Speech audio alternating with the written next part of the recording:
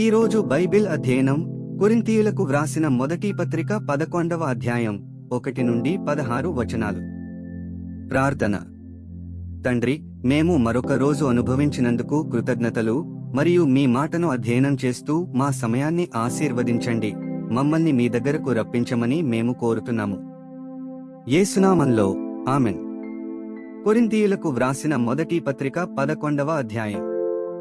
నేను క్రీస్తును పోలి నడుచుకొనుచున్న ప్రకారము మీరును నన్ను పోలి నడుచుకొనుడి.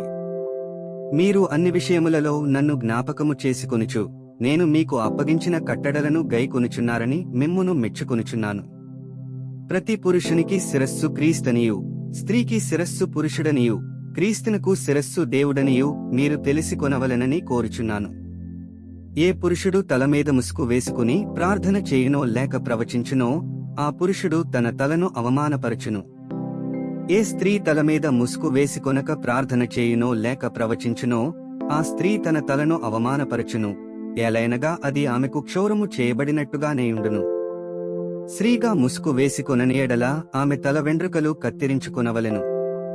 కత్తిరించుకొనుటేనను క్షౌరము చేయించుకొనుటేనను స్త్రీకవమానమైతే ఆమె ముసుగు వేసుకొనవలెను. పురుషుడైతే దేవుని పోలికయు మహిమయునయున్నాడు గనుక తలమీద ముసుగు వేసుకొనకూడదు గాని స్త్రీ పురుషుని మహిమయ్యున్నది. ఏలైనగా స్త్రీ పురుషుని నుండి కలిగనే గాని పురుషుడు స్త్రీ నుండి కలుగలేదు. మరియు స్త్రీ పురుషుని కొరకే గాని పురుషుడు స్త్రీ కొరకు సృష్టింపబడలేదు. ఇందువలన దేవదూతలను బట్టి అధికార సూచన స్త్రీకి తలమీద ఉండవలెను. అయితే ప్రభువునందు స్త్రీకి వేరుగా పురుషుడు లేడు, పురుషునికి వేరుగా స్త్రీ లేదు. స్త్రీ పురుషుని నుండి ఎలాగు కలిగెనో అలాగే పురుషుడు స్త్రీ మూలముగా కలిగెను గాని సమస్తమైనవి దేవుని మూలముగా కలిగియున్నవి. మీలో మీరే యోచించుకునుడి. స్త్రీ ముసుగులేనిదై దేవుని ప్రార్థించుట తగునా? పురుషుడు తల వెండ్రుకలు పెంచుకొనుట అతనికి అవమానమని స్వభావసిద్ధముగా మీకు తోచునుగదా?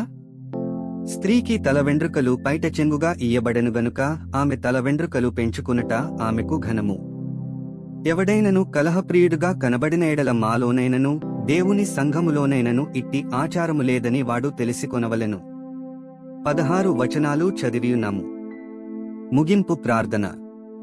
ఓ దేవా, మా విలువైన సమయాన్ని మీ వాక్యాన్ని అధ్యయనం చేసినందుకు ధన్యవాదాలు. మా మార్గాలలో నడవడానికి మరియు మన సత్యాన్ని ఇతరులతో పంచుకోవడానికి మాకు ధైర్యాన్ని ప్రసాదించు. మీ పరిశుద్ధాత్మ మాకు మార్గనిర్దేశం చేస్తూ సర్వసత్యంలోకి మమ్ములను నడిపించునుగాక. ఆమెన్.